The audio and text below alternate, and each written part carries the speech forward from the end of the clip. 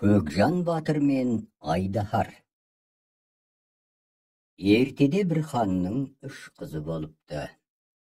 Екі үлкен қызын ұзатқаннан кейін хан қолында қалған кенже қызын күйеуге беріп ойын тойын жасайды.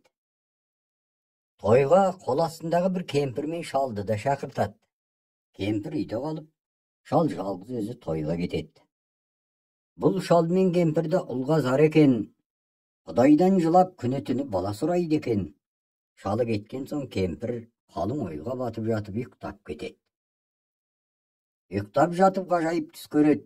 Түнде ұзын бойлы қара кісі келіп аян береді. Мен саған 8 қарбыз бір қауын беремін, 9 балаң болады. Қауыннан туған кенже балаңның атын Көкжан батыр ғой дейді. Кемпір көзін ашып алғанда қасында 8 қарбыз бір қауын жатыр екен. Қауын қарбызды кемпір жалғыз өзі жеп, той болады. Тойдан шал келеді. Кемпір шалға сырын айтпайды. Көп ұзамай кемпір жүкті болады. 9 ай 9 күн дегенде кемпір толғатып, 9 ұл табады. Кенжесінің атын Көкжан батыр қояды. Балалары ер жетіп бәлиғатқа толады. Балалар аңға шығып сейіл құрып жүреді. Балалар жоқта кемпір шал тысқа шығып қараса, тау басынан етекке қарай бір қыз қой жайып келе жатыр екен. Қыз қойын тастап, кемпір мен шалға келеді. Аман саулықты сұрасқан соң, шөлдеген қыз сусын сұрайды. Мейірімді кемпір қызға сусын береді. Манадан бері қыздан көзін айырмай ойланып тұрған қарт: бір үйде неше қызсыңдар деп сұрайды. Бір үйде 9 қызбыз деп жауап қайырады қыз. Ең кенжесінің аты кім деп сұрайды қарт. Ең кенжесі мен дейді қыз.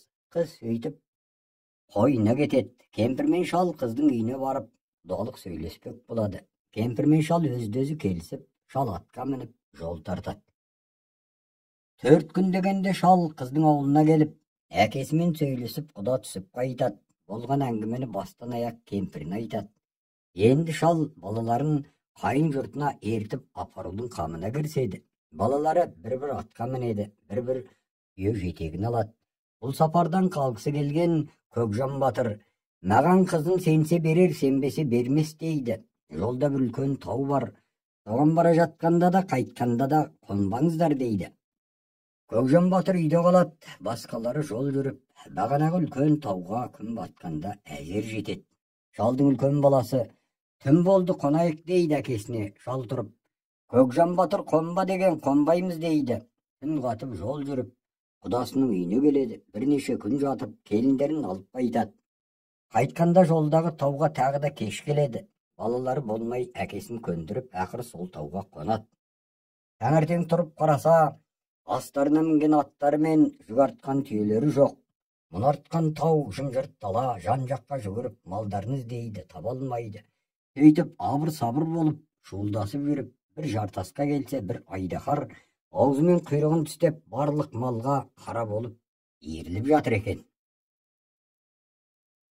Шал келе сала Айдахарға жалынады: ей малғын, ең болмаса малымның жартысын қайтарсаңшы деп. Сонда Айдахарға тіл бітіп, адамша сөйлеп былай дейді: мен сенің малыңның бәрін қайтарайын, егер сен үйіңдегі кенже балаң Көкжан батырды маған берсең дейді.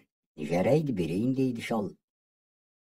Жылан шалдың малдарын өзіне қайтарады. Шал балалары мен аттарына мініп, түйелерін жетектеп, бос малдарын айдап үйіне келеді.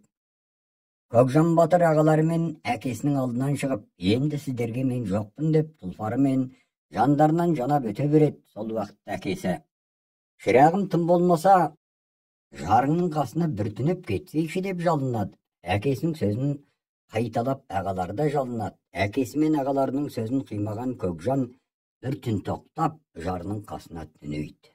Ертеңіне Көкжан батыр Айдахарға қарай жол тартады. Бірнеше күн жүріп Айдахарға келеді. Келісімен Айдахар Көкжан батырды алыс жерге алтын шашты қызды алып келуге жұмсайды. Көкжан батыр жолда бір салт атты адамға жолығады. Екеуі танысып, Көкжан батыр әңгіме айт деп бұлқылайды. Естігенімді айтайын ба, білгенімді айтайын ба дейді танысы. Естіген жалған болады, білгеніңді айт дейді Көкжан батыр. Білгенімді айтсам, Менің білетінім түнде қарсақтың ізіне түн дейді.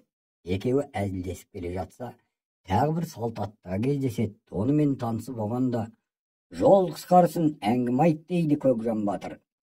Естігенімді айтайын ба, жоқ білгенімді айтайын ба дейді екінші адам. Сонда Көкжан Батыр, естіген жалған болады, білгенімді айт дейді. Сонда әлгісі, мен аспандағы жұлдыздың санын білем дейді.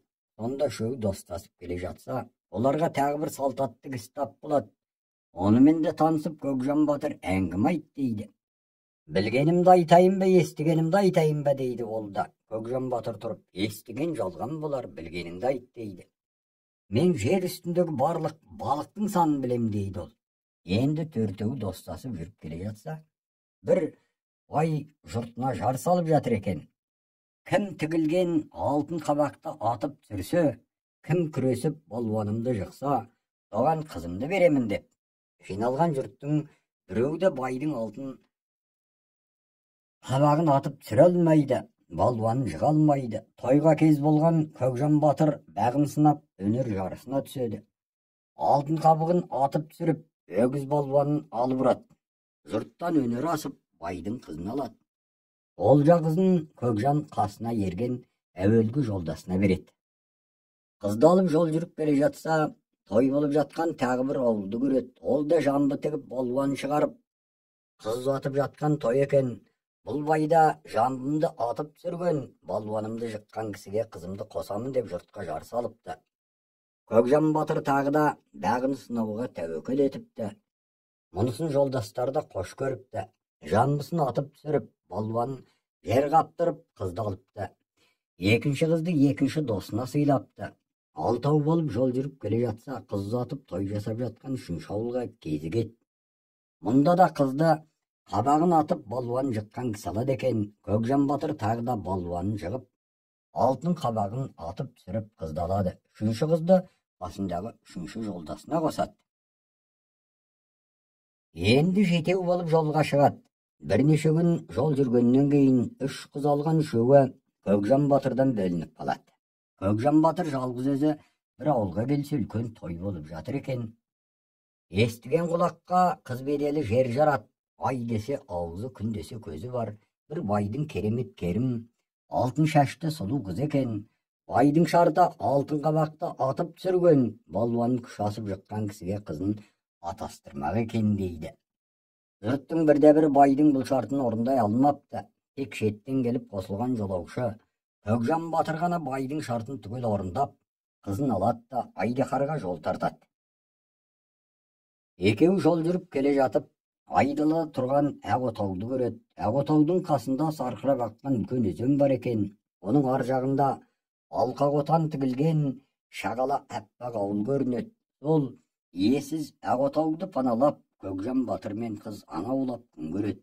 Бір күні Көкжан Батыр аң аулауға кеткенде, қыз өзеннің жағасына басын жууға барса, еділдің ар жағынан бір кісі келіп, олды басын жуады. Қыздың бір тал алтын шашы сумен ағып жігіттің алдына барады. Шашты қолына ұстап жігіт үркеде жатқан жалмауыз кемпірге алып келеді. Мынау менің айырылып кеткен әйелімнің алтын шашына ұқсайды. Менің әйелім болмаса еді. Ол біраздан бері еділдің ар жағындағы ақ отауда белгісіз біреудің қолында көрінеді. Оны маған қалайда алып бер деп жалынады. Кемпір, жарайды алып берейін. Тек маған бір алтын қайық, бір торсық шарап даярла дейді. Жігіт алтын қайығы мен шарабын даярлап, кемпірге алып келеді. Кемпір шарабын алып қайықпен еділдің ар жағын өтеді. Еділ жағасындағы қалың қамысқа қайығын байлап, отауда отырған қызға келеді. Келіп аман саулықты сұрасқаннан кейін, одан қашан, қайдан, не үшін, кімнен келгенін сұрап біледі. Мынау ағорда менің үйім еді, рұқсатсыз кірдіңдер деп зіркілдейді кемпір. Қыз үндемейді. Айтпасаң өлтіремін, ағаңның жанын айтсаң өлтірмеймін дейді. Жарайды, сұрайын айтса дейді қыз. Кемпір келетін күнін айтып шығып кетеді. Көкжан Батыр аңнан қайтып келеді. Қыз ағасынан, көке, осы сіздің жаныңыз қайда болады деп сұрайды. Ағасы айтпайды. Көкжан Батыр тағы да аңға кетеді. Жалмауыз кемпір келіп, не білдің дейді. Қыз тұрып, көкем айтпады дейді. Залым кемпір қызға ақыл береді. Енді келгенді айтпаса, сен менің ағам емессің, мен сенің қарындасың емеспін деп жыла, сонда айтады дейді. Соны айтып, кемпір тағы кетіп қалады.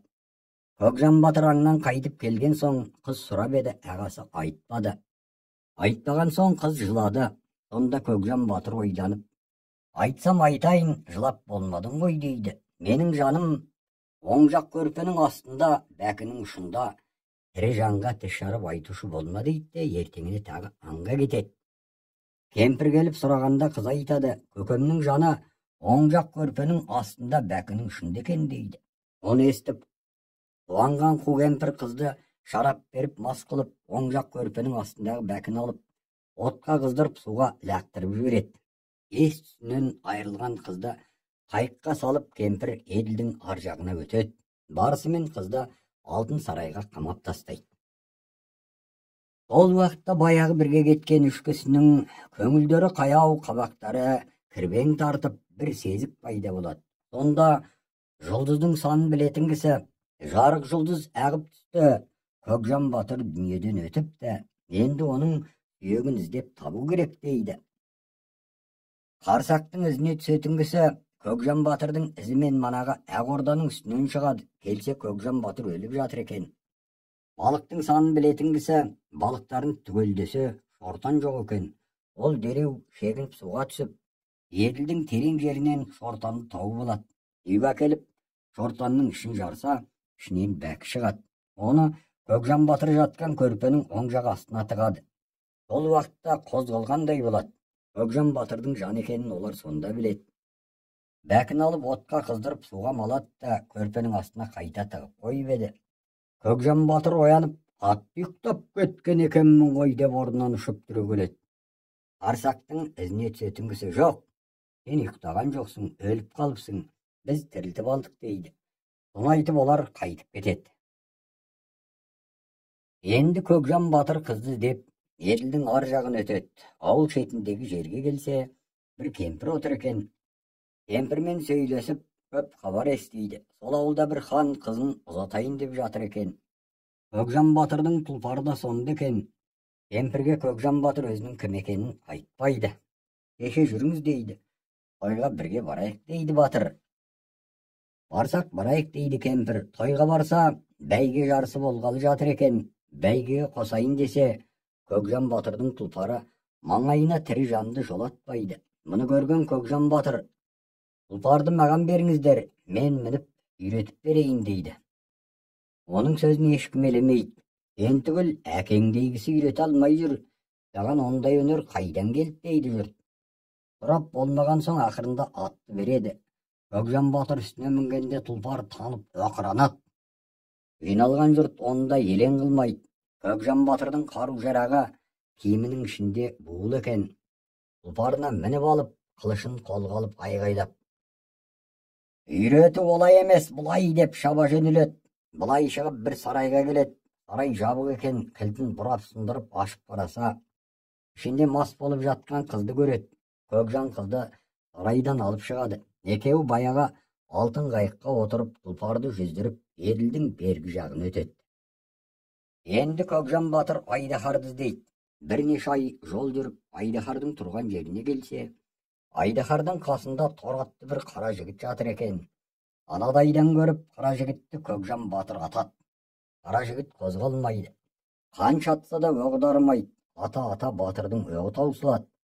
Тіпті болмаған соң Көкжан батыр қара жігіттің қасына келіп жөн сұрайды.